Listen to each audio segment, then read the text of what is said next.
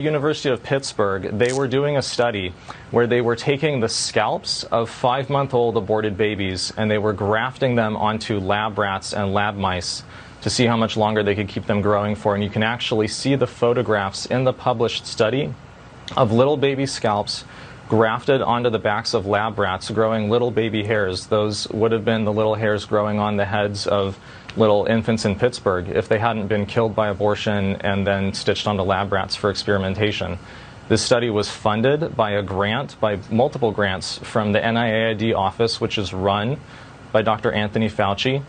And when I was undercover, Planned Parenthood abortion providers told me that they were the ones who were supplying the aborted baby body parts for experiments at the University of Pittsburgh. It's one of those stories we almost hesitated to do because it is so grotesque, but it seemed like in the public interest to tell the truth about what's happening. Has Fauci Absolutely accounted for this?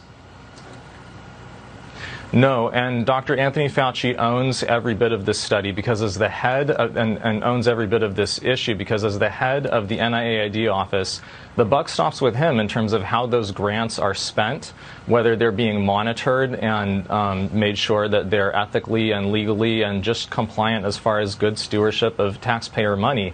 The fact that they were using scalps from 5-month-old aborted babies, that means that the heads of those children probably needed to be intact in order to get the scalps, which is an indication that those are either partial birth abortion or even infants delivered alive and whole. Did anybody at Dr. Fauci's office ever ask the researchers at Pittsburgh, hey, how are you getting those scalps? How are you getting whole scalps from the heads of fetuses without a partial birth abortion?